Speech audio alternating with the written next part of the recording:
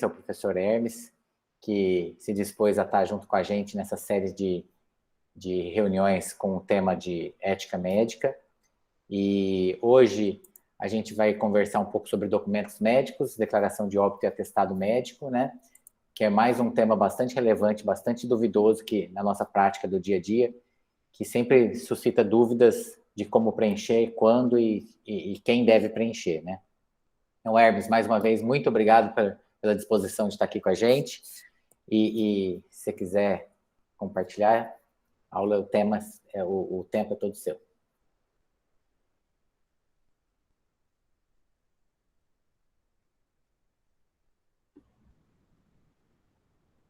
Muito bom dia a todos e a todas. Acho que compartilhou aí, né, na tela. Acho que está aí já, né? Sim, sim. Então, vamos lá. É sempre um prazer voltar aqui ao departamento, como eu sempre digo, a nossa quarto encontro, eu acho, nesse segundo semestre, né, sobre temas de ética e bioética. E como o professor Júlio falou, hoje nós vamos falar de declaração de óbito e atestado médico. E nós vamos começar por declaração de óbito. Quem quiser buscar informações sobre declaração de óbito, consegue ir lá no site do Conselho Regional de Medicina, do Conselho Federal, buscar, por exemplo, esse primeiro manual do começo do século, que tem a gravura que está lá no nosso saguão do Departamento de Patologia e Medicina Legal, né? Essa é uma pintura que pega uma parede inteira lá no departamento, que fala da história do departamento, das necrópsias, do megacolon chariásico, né? Então, esse foi um manual aí que nos prestigiou, digamos assim. Mas depois deles tem vários, tá? Tanto no site do Ministério da Saúde quanto do Conselho Federal de Medicina, todos falando sobre a declaração de óbito ou atestado de óbito. Se a gente olhar lá em cima no documento, o nome é declaração de óbito, mas não está errado falar de atestado de óbito. Tanto não está que o Código de Ética Médica usa o verbo atestar como sinônimo de declarar, né? Como sinônimo de assinar declaração de óbito. É o que está lá no artigo 83. É vedado ao médico atestar óbito quando não o tenha verificado pessoalmente. Porque acho que alguém está com o microfone aberto, não? Acho que é Elaine, está com o microfone. Fechou. Isso é importante porque já dá a ideia de que não é possível fazer declaração de óbito à distância. Então, baseado na informação de outro médico. Então, por exemplo, um médico faz o diagnóstico de óbito, né, e aí liga para outro médico que tem a declaração de óbito só para ele assinar. Não é possível, porque é uma vedação do Código de Ética. É vedado ao médico atestar o óbito quando não tenha verificado pessoalmente, ou quando não tenha prestado assistência ao paciente. Nessa hipótese, tem exceções, por exemplo, se fizer como plantonista, né? E isso é o que acontece nos hospitais gerais, nos hospitais de clínicas como o nosso, né? Às vezes é o plantonista que faz a declaração de óbito. E também na condição de médico substituto ou em caso de necrópsia e verificação médico-legal. E o artigo 84 diz que é vedado ao médico deixar de atestar óbito de paciente ao qual vinha prestando assistência, exceto quando houver indícios de morte violenta. Então, se está prestando assistência, é obrigatório preencher a declaração. E aí vem, mas pode cobrar para emitir a declaração? Se já está no bojo do atendimento, não. Mas se ele, por exemplo, tiver que fazer isso quase que em caráter particular, por exemplo, num sábado à noite, que ele tem que atravessar Ribeirão Preto inteiro para fazer um diagnóstico de óbito lá do outro lado da cidade, de modo particular, aí sim ele poderia cobrar. Mas, a princípio, faz parte do atendimento. E como o artigo 84 falou indício de morte violenta, é importante já aqui a gente fazer uma distinção, né? As pessoas morrem de dois tipos de causa natural e causa não natural, né? Quando eu era adolescente, assisti o Jornal Nacional e vinha lá o âncora dizendo que o ator fulano de tal morreu de causas naturais aos 73 anos, eu ficava me perguntando que negócio é esse, e minha mãe, que não tem informação, dizia, isso aí é que morreu de velhice, causa natural morreu de velhice, não é isso, né? Causa natural é doença, e tudo que não é doença é causa externa. Então, é o que está lá no slide. Causa natural é aquela cuja causa básica é uma doença ou estado mórbido, e a causa externa, ou não natural, é aquela que decorre de lesão provocada por violência, homicídio, suicídio, acidente ou morte suspeita. E aqui um negócio importante. qualquer que tenha sido o tempo entre o evento lesivo e a morte propriamente. Eu vou repetir. Qualquer que tenha sido o tempo entre o evento lesivo e a morte propriamente. Isso é tão importante que quando eu assumi aqui a docência no Departamento de Patologia e Medicina Legal, pouco tempo depois me ligou um preceptor de residência dizendo o seguinte: "Ô Hermes, é o seguinte, eu tenho um caso aqui de um paciente de 80 anos que chegou na unidade de urgência aqui com uma fratura de fêmur, ficou internado 15, 20 dias, pegou uma pneumonia, morreu de pneumonia. E o meu residente foi lá e preencheu a declaração de óbito. Causa imediata choque séptico, devido como consequência de pneumonia, devido como consequência de fratura de fêmur, devido como consequência de queda da própria altura. Chegou, era final de semana, sepultou o cadáver. Quando foi fazer a declaração, quando foi fazer a certidão de óbito no cartório, o oficial disse: não vou fazer certidão de óbito, porque quem tinha que fazer essa declaração de óbito era o IML, não poderia ser o médico assistente.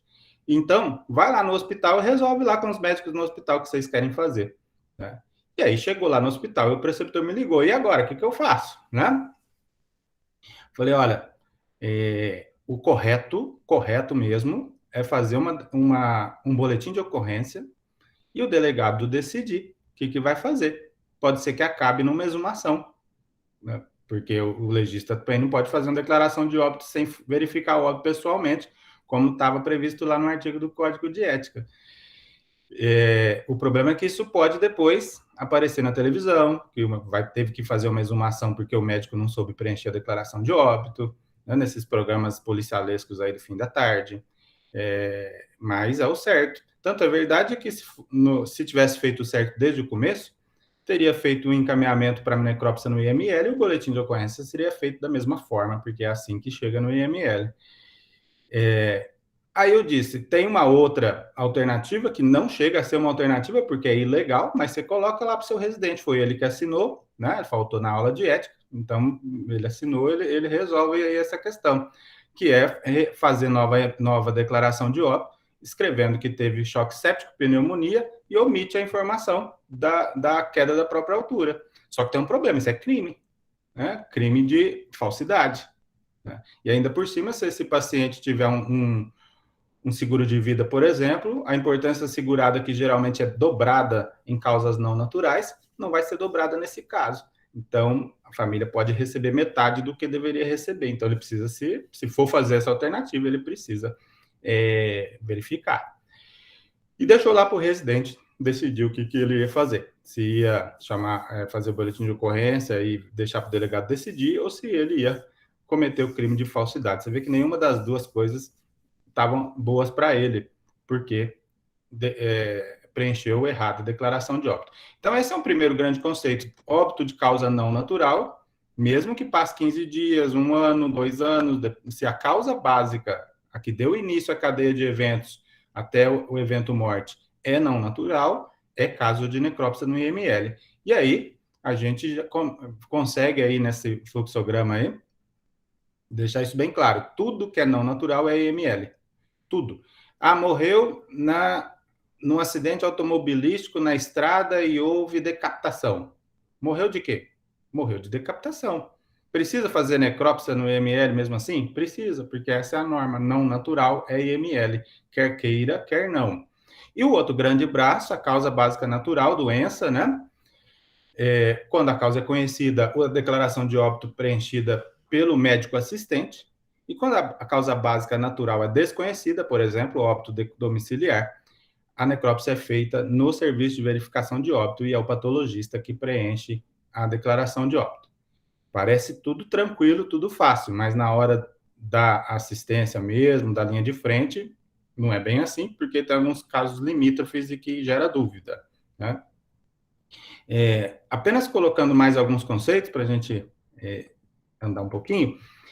Eu falei causa básica, causa imediata, né? Causa básica, quando a gente está falando de causa natural, é a doença ou a afecção que iniciou a cadeia de acontecimentos patológicos que conduziram diretamente à morte, ou as circunstâncias do acidente ou violência que produziu a lesão. Alguém levantou a mão aqui? Deixa eu ver, Elaine. Você quer falar, Elaine?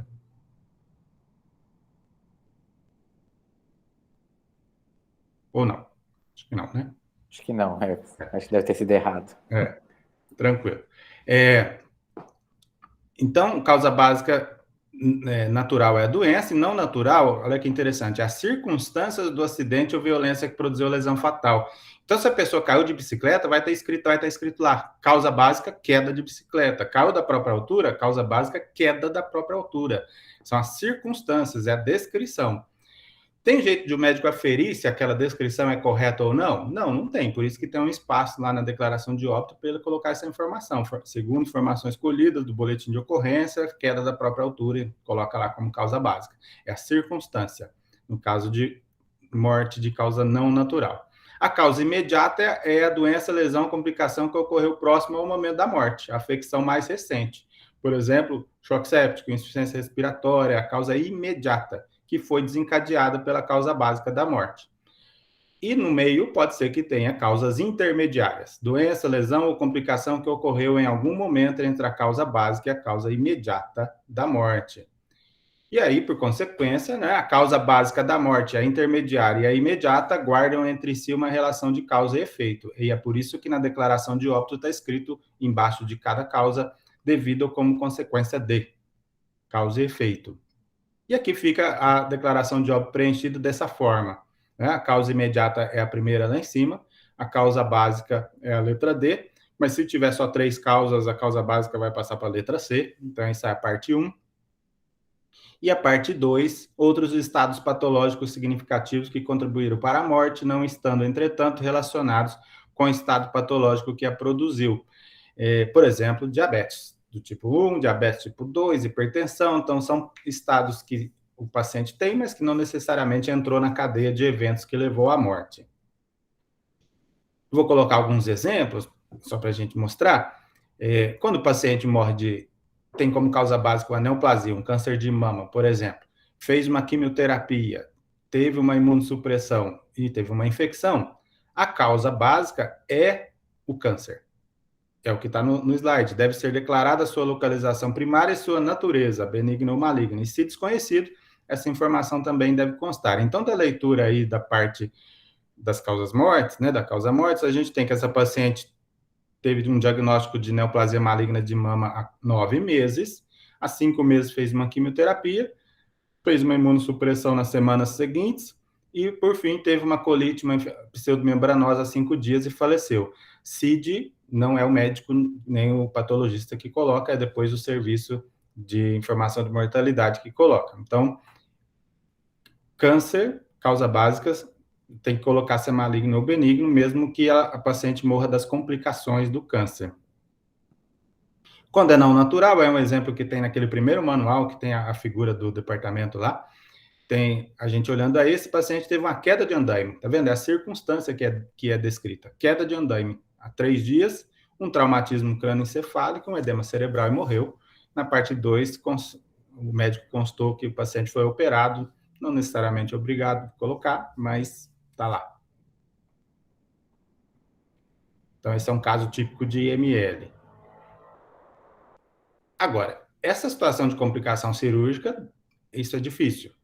Porque se me perguntarem assim, complicação cirúrgica é IML ou não é IML? O médico assistente pode fazer a declaração de óbito ou não pode? Não tem uma resposta precisa que possa servir para todos os casos, né? Aqui é um exemplo de um paciente, uma criança que um tetralogia de Fallot, que foi submetido a uma cirurgia cardíaca há 8 dias, que evoluiu com a broncopneumonia, uma complicação clínica, né, após a cirurgia, faleceu de choque séptico. Então, ele faleceu de uma complicação clínica, agora, depois da cirurgia. E se for uma situação em que é claramente ligada ao ato cirúrgico, por exemplo, na ginecologia, uma cirurgia de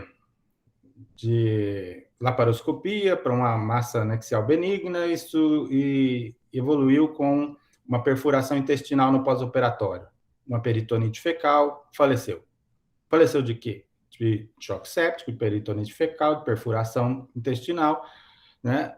E qual que é a causa básica? Se for levar no mais absoluto rigor, a causa básica é o tumor ovariano, ainda que benigno, porque foi ele que deu causa à cirurgia. E a complicação da cirurgia, nesse caso, é um risco inerente ao procedimento. Ou seja, pode acontecer, mesmo com atuação médica perita, diligente, prudente, mesmo assim pode acontecer. Então, quando a gente está falando de complicação cujo risco é inerente, isso não é causa não natural, isso faz parte da doença, é um risco e uma complicação da doença, tá? Ainda que tenha sido causado pela cirurgia. Isso significa dizer que, se tiver tudo, a relação médico-paciente familiar, tiver tudo tranquilo, isso for muito claro, tiver muito bem estabelecido, nada impede que ele faça a declaração de óbito, ele médico assistente, colocando como causa básica o tumor ovariano. Agora, se essa família, inconformada com o que aconteceu, quando a paciente ainda está lá numa situação grave, resolve fazer um boletim de ocorrência dizendo que houve um erro médico, pronto, esse caso já passou a ser de causa suspeita, suspeita de ser não natural. Não natural o quê? Erro médico, né? Erro médico não é causa natural. E aí, passa a ser caso de necrópsia no IML. Olha só como não é estanque, como cada caso é um caso, quando a gente está falando de complicação cirúrgica. E aí, quanto mais grave a complicação cirúrgica, eu costumo recomendar que o médico já se municie de uma necrópsia. Então, se é uma complicação muito grave, que a incidência é muitíssimo baixa e que é muito difícil de explicar, né, essa complicação, aí o melhor a fazer é a necrópsia, que a rigor é do IML, mas também pode até ser do Serviço de Verificação de Óbito. Aqui começa uma outra complicação, que é a declaração de óbito no óbito fetal. E para isso a gente precisa de conceito. O que é óbito fetal? Antes de ler o que está no slide, morreu dentro do útero é óbito fetal, independente da idade gestacional. Então, morreu com 15 semanas é óbito fetal, morreu com 30 semanas é óbito fetal. Claro que, para a gente, se morrer antes da viabilidade, a gente chama isso de aborto, né? E se morrer depois da viabilidade, 20, 22 semanas, aí é que a gente chama de óbito fetal e tem que fazer declaração, essa coisa toda. Mas onde é que isso está escrito? A OMS classifica, ou melhor, conceitua o nascimento vivo como a expulsão ou extração completa do interior do corpo da mãe, independente da duração da gravidez, de um produto da concepção que depois da separação respire ou apresente qualquer outro sinal de vida. Batimento do cordão, batimento do coração, pulsação do cordão umbilical, movimento dos músculos de contração voluntária, estando ou não desprendida a placenta, estando ou não cortado o cordão umbilical. Cada produto de um nascimento que reúne essas condições se considera criança viva. E o óbito fetal é o contrário, né? É a morte de um produto antes da expulsão ou da extração completa do interior do corpo da mãe. E aqui uma coisa interessante, independente da duração da gravidez, como eu disse, indica o óbito o fato de o feto, depois da separação, não respirar e nem apresentar nenhum outro sinal de vida, como batimento do coração, pulsação do cordão, movimento do músculo de contração voluntária. Nessa conceituação, então, o que está dizendo é, se nascer com 17 semanas e nascer vivo, é nascido vivo. Teria que fazer declaração de nascido vivo e teria que fazer declaração de óbito. Muito embora, na prática cotidiana, a gente saiba que nem sempre a gente se atenta para esse fato, levando em consideração que 17 semanas é inviável, é aborto do ponto de vista médico e pronto. Mas tem essa conceituação aí apenas para a gente saber, né? E aí, na hora de emitir atestado de óbito em declaração de óbito, em óbito fetal, a gente tem essa previsão. Quando a criança nasce viva e morre logo após o nascimento, independente da duração da gestação, do peso do recém-nascido e do tempo que tenha permanecido vivo, precisa fazer declaração de óbito. E no óbito fetal, se a gestação teve duração igual ou superior a 20 semanas, ou, é sempre ou, com peso igual ou superior a 500 gramas, ou superior a 25 centímetros. E aqui tem um fator de confusão, que é o seguinte: a resolução do Conselho Federal de Medicina de 2005 prevê que os médicos que prestaram assistência à mãe ficam obrigados a fornecer a declaração de óbito. Isso é verdade, mas tem duas exceções. E que, às vezes, o pessoal que está nos diferentes serviços que fazem necrópsia, SVO e IML, não consegue interpretar adequadamente. Quais são as duas exceções? A primeira, se o médico obstetra não conseguir definir a causa do óbito fetal, aí não é ele que faz a declaração de óbito, teria que ser o serviço de verificação de óbito, porque é condição sine qua non para assinar uma declaração de óbito, saber a causa, ainda que por meios indiretos, por meio da documentação médica, né, ele precisa saber a causa. E a outra exceção é se for caso de morte não natural. Olha só, que aí vai para o IML. Olha só esse caso de 2016, saiu na mídia, então não tem os detalhes médicos, né? Mas a notícia está assim: grávida de 7 meses dá facadas na própria barriga e mata o feto, diz PM. E no subtítulo da notícia tem: ela foi transferida ao Hospital de Base de Rio Preto, onde está internada. Boletim de ocorrência foi registrado como aborto provocado pela gestante. E aí tem um problema, porque a gente vive falando, olha, quando a paciente provoca um aborto, não se faz boletim de ocorrência para denunciar a paciente, né? Isso está proibido, isso não pode fazer. Mas nesse caso foi feito. Mas foi feito por quê? O problema é o seguinte: 7 meses. Então vamos admitir que essa criança tem mais de 500 gramas. 7 meses tem bem mais que isso, na verdade. Então precisa fazer declaração de óbito. Qual é a causa do óbito? A causa é não natural, né? É aborto provocado. O médico assistente, ainda que mesmo o obstetra, como é que ele vai fazer uma declaração de óbito de causa violenta? Não tem jeito. Ele tem que encaminhar para o IML. E para encaminhar para o IML, ele tem que fazer boletim de ocorrência necessariamente, porque a hora que faz um encaminhamento ao IML, a funerária passa na delegacia para fazer o boletim de ocorrência e mandar para o IML. Então, as autoridades acabam sabendo. É um efeito colateral de encaminhar para o IML, que as autoridades fiquem sabendo. Recentemente, eu tive uma colega que me ligou com um caso parecido, mas não por facada, mas era uma paciente que tentou o aborto também, já na segunda metade da gestação, e não conseguiu, mas o óbito, aliás, conseguiu, né? Ocorreu o óbito fetal, e aí tinha que fazer declaração de óbito. E ela ficou nessa dúvida: o que eu vou fazer? Porque se ela manda para o IML, ela acaba, por consequência, denunciando sua paciente. E era sua paciente, que tinha confiança nela. Ela não queria quebrar essa relação de confiança. Por outro lado, se ela fizesse a declaração de óbito, ela ia escrever o quê na declaração de óbito? Sendo que a causa básica é não natural, é aborto provocado. Ela vai escrever o quê na declaração de óbito? Ela pode escrever anoxia intrauterina, que é um termo que não quer dizer nada? Tá bom, pode, mas isso é crime também. Crime de falsidade. Ela está cometendo um crime ao falsificar o documento. O documento não condiz com a verdade. E ela ficou nessa sinuca de bico, né? Denunciar ou não denunciar. Então, aborto abaixo de 500 gramas, não tem sentido fazer denúncia nenhuma para a delegacia, mesmo porque não vai fazer declaração de óbito do óbito fetal, do aborto. Acima de 20 semanas, complica, né? Se for levar a rigor, tem que mandar para o IML. E aqui uma outra pergunta, que é o causa natural. Óbito fetal domiciliar com 20 semanas ou 25 centímetros ou 500 gramas, para a qual não se encontra a causa. Por exemplo, foi no hospital com 37 semanas, no atendimento, fez o atendimento, foi para casa, recebeu alta hospitalar e teve um óbito fetal em casa. Quem faz a declaração de óbito? A princípio, o obstetra, como está prevendo a resolução 2005. Mas se ele não souber a causa de jeito nenhum, não tem infarto placentário, não tem pré-eclâmpsia, não tem descolamento, não tem como saber. Aí não tem jeito, tem que fazer necrópsia no serviço de verificação de óbito. Agora, quando sabe a causa, esse é um exemplo. Quando a morte for consequência de patologia materna, deve-se declará-la como causa básica.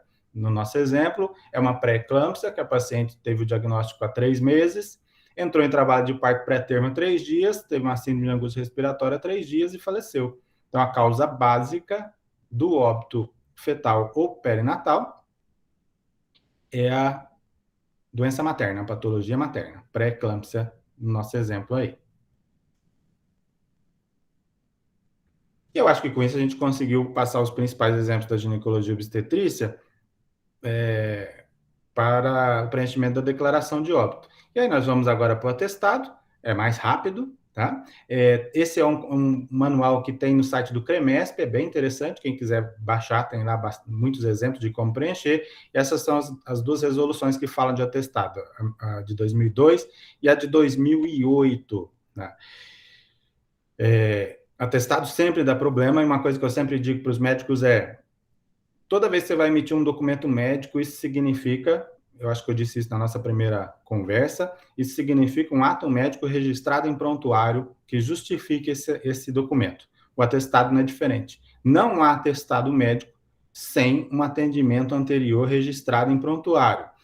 E olha só a historinha que eu vivenciei. O médico chegou para mim e disse, olha, eu estava num plantão aqui na cidade vizinha, e de cirurgia, e eu trabalhei a noite inteira. 7 horas da noite, um colega 7 horas da manhã, na hora que trocou o plantão, um colega chegou para mim, colega médico, e disse assim, olha, você não assina esse atestado para mim? O atestado estava preenchido, só faltava assinar. O que aconteceu? Que eu tive um problema no domingo passado e não pude comparecer num compromisso e eu estava com umas dores lá e eu precisava apresentar esse atestado. O médico foi pego de surpresa, 7 horas da manhã, estava trabalhando para caramba, estava cansado, assinou o atestado. O que tinha acontecido? O médico tinha faltado no plantão no domingo anterior, o médico que pediu o atestado. E, como ele faltou, quem assumiu o plantão foi o diretor. No outro dia, o diretor estava no CRM fazendo a denúncia da falta do plantão. O CRM abriu uma sindicância e chamou esse médico que faltou no plantão. Você faltou no plantão, por quê? O médico apresentou o atestado. Eu estava doente, apresentou o atestado. Na mesma sindicância, o CRM acionou o médico que assinou o atestado e falou assim, apresenta o prontuário relativo ao atestado que você deu. O médico disse, não tem prontuário. Eu atendi esse paciente é meu amigo, e eu o atendi em casa, e por isso eu não elaborei prontuário. O CRM disse, aqui não vem com essa história não. Você deixou de elaborar o prontuário, que já é um ilícito ético, e há indícios de atestado falso. Processo ético profissional. Foi processado, correu o processo. Num belo dia de manhã, num sábado de manhã, ele teve que ir no CRM na instrução de julgamento, foi condenado, a pena mínima, claro, não é uma falta grave, mas foi condenado, teve um trabalho danado, gastou os tubos para fazer isso, né? Então, não há atestado médico sem ato médico prévio registrado em prontuário. E uma dúvida que fica, às vezes, é essa denominação, atestado ou declaração? Porque, na prática, quando o paciente vai lá e pede, por exemplo, um atestado de comparecimento, alguma coisa assim, o médico diz, olha, atestado eu não dou, só dou declaração. Aí o médico faz a declaração, o paciente leva no RH, no Recursos Humanos. Chega lá e fala assim, aqui a gente não aceita declaração, a gente só aceita atestado. Ele volta lá para o médico diz, eu não dou atestado, só dou declaração. Fica esse paciente no meio, né, dessa sinuca aí de um lado para o outro. E, na verdade, né, os dois são sinônimos até, né? Lá no século passado, começo do século passado, tem uma definição. Atestado médico é a afirmação simples por escrito de fato médico e suas consequências. E quando a gente pergunta para o CREMESP se tem diferença entre atestado e declaração, ele diz que não. Os atestados médicos e as declarações médicas visam atestar ou declarar situações diversas constatadas pelos profissionais. Assim, o que prevalece não é o título, atestado ou declaração, mas o conteúdo. E é bem isso mesmo, né? Porque, pensem bem, se eu escrevo atestado médico, atesto para fins trabalhistas que fulano de tal esteve nesse serviço no dia de hoje, das 15 às 16, em consulta médica, dato, carimbo e assino, isso tem uma validade jurídica. E se eu escrevo assim, declaração, declaro para fins trabalhistas que fulano de tal esteve nesse serviço no dia de hoje, das 14 às 16, em consulta médica. O médico assume também a responsabilidade pelo que escreveu? Claro. Então, não importa o que está escrito lá em cima, se é atestado ou declaração. E, por conta disso, eu sempre oriento os médicos a abandonarem essa história de declaração. Dá sempre atestado, ainda que seja de comparecimento, atestado de comparecimento. Põe o horário, se for o caso. O que o recurso humano vai fazer com esse atestado já é um problema do recurso humano, não é um problema meu. Estou atestando uma coisa que é verdadeira, tá? Então, acho que isso, na prática, ajuda. Por isso que eu anotei aí no slide. Recomenda-se denominar o documento sempre como atestado, qualquer que seja a sua finalidade. Estamos online ainda, né? Vamos. Porque às vezes a coisa fica meio parada aqui. Algumas generalidades, somente médico pode dar atestado para afastar, médico e dentista, né? Pode dar atestado para afastar do trabalho. O atestado é parte integrante do ato médico, sendo fornecimento de direito inalienável do paciente. Isso quer dizer que toda consulta pode gerar um atestado, basta o paciente pedir, ainda que seja um atestado de comparecimento. Atestado goza da presunção de veracidade, a princípio o que está escrito ali é verdadeiro, e em caso de indício de falsidade no atestado, o médico recebe e fica obrigado a denunciar o fato ao CRM. Isso é o que está lá na resolução de 2002. Aquilo que eu comentei está previsto na resolução 2002. Ao fornecer o atestado, o médico deve registrar em ficha ou prontuário os dados dos exames e tratamentos de maneira que possa atender. Aqui está as pesquisas de informações dos médicos peritos das empresas ou dos órgãos públicos do Previdência Social e da Justiça. Mas é para tudo, né? Tudo que ele tiver que justificar, toda vez que ele tiver que justificar o atestado, isso só é justificável como prontuário. E a outra generalidade é a questão do CID, né, no atestado. Então, o artigo 5 diz que pode fornecer atestado com diagnóstico codificado ou não, né? Mas na prática funciona assim. Se o paciente quer o CID no atestado, o paciente autoriza. Por isso que os atestados, eu acho que até o do HC também, tem um espaço próprio para o próprio paciente assinar, que ele autoriza a liberação do CID. Na prática, tem algumas limitações. Se o paciente tem uma doença estigmatizante, ele não quer que o seu empregador saiba que ele tem a doença. Então, ele tem hanseníase, tem HIV, tem HPV. Nessa situação, e ele precisa do CID, ele já falou, olha, eu preciso que coloque o CID, mas eu não queria que colocasse HIV, HPV, hanseníase. Uma alternativa é colocar CIDs da letra R, que é uma letra que fala de sintomas. Cefalepe, gastralgia. Então, você coloca lá um sintoma que ele realmente está sentindo, porque você não pode mentir, e coloca o CID. Tá? A outra opção é colocar algum CID da letra Z, que também fala de situações de pacientes procurando atendimento, e não coloca a doença estigmatizante. Ainda está em discussão se é ilegal, se é inconstitucional, se fere a dignidade humana, se fere a privacidade, colocar ou não CID nos atestados. O Tribunal Superior do Trabalho tem dado decisões aí diferentes para cada caso, então não dá para cravar se é ilegal ou se não é ilegal solicitar CID, ou seja, a empresa exigir que se coloque CID. Como a gente está no meio desse negócio, não tem como decidir, a saída que o Conselho deu é bem razoável. Se o paciente quer que coloque o CID, ele assina no atestado. E aqui tem algumas orientações para o atestado simples, aquele que dispensa do trabalho por até 15 dias. Nesse tipo de atestado, o que ele precisa colocar é o tempo de dispensa à atividade necessário para a recuperação do paciente, 3 dias, 5 dias, 10 dias, o diagnóstico, se o paciente autorizar, o CID, e pronto, registra os dados e se identifica.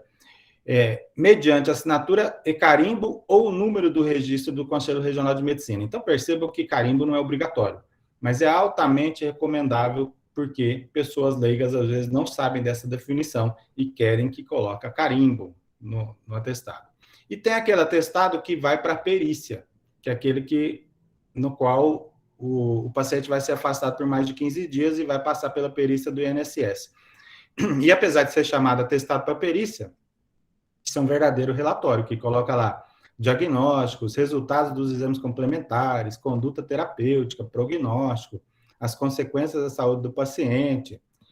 E, por fim, o provável tempo de repouso estimado necessário para a sua recuperação, que complementará o parecer fundamentado do médico perito, a quem cabe legalmente a decisão do benefício previdenciário, tais como aposentadoria, invalidez e readaptação. Olha só a redação. O provável tempo de repouso estimado. Provável estimado. Então, na verdade, você coloca lá dessa forma, né?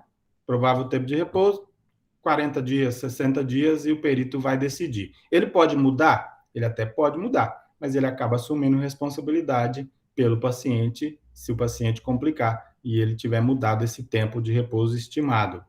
Na prática, a situação ideal é que o paciente que vai ser afastado por mais de 15 dias tenha 2 atestados, um para perícia, que ele vai levar no INSS, outro sem essas informações, só com o tempo de afastamento, para ele levar no RH da empresa. Essa seria a situação ideal. Mas alguns peritos do INSS já me falaram que, não, se ele levar lá o atestado de afastamento de 30 dias, sem grandes informações, mas ele levar exames, né, levar exame de imagem, não tem problema, a gente consegue fazer. Mas não é isso que a resolução está dizendo. A resolução diz para colocar todas essas informações: diagnóstico, exame, conduta, prognóstico e provável tempo de repouso estimado necessário para a recuperação. Tá? Nesse assunto, né, atestado médico, nós temos alguns ilícitos que podem ser iléticos, né, que está previsto no Código de Ética, que pode ser cometido pelo médico. Artigo 81, é vedado ao médico atestar como forma de obter vantagens. Esse outro, que já foi mais comum, hoje é menos, mas já foi bastante comum há algumas décadas, é vedado ao médico usar formulários institucionais para testar, prescrever e solicitar exames ou procedimentos fora da instituição a que pertençam tais formulários. Então, levar um formulário do HC para fazer um atestado para uma pessoa que não passou por consulta lá e não foi você que fez a consulta, tá? É um ilícito ético. E é vedado ao médico deixar de atestar atos executados no exercício profissional quando solicitado pelo paciente ou por seu representante legal. Então, por isso que não está correto, por exemplo, aquela ideia de que num serviço de pronto atendimento tem uma placa, não fornecemos atestados. Não é absolutamente correto, mas é compreensível tendo em vista a procura por atestados nesses serviços, principalmente na segunda de manhã. E aí isso dá uma inibida, mas os casos que realmente precisam de atestados devem ser fornecidos, porque é um direito do paciente.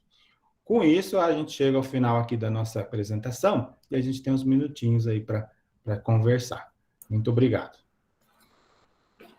Obrigado, Hermes. Excelente, como sempre.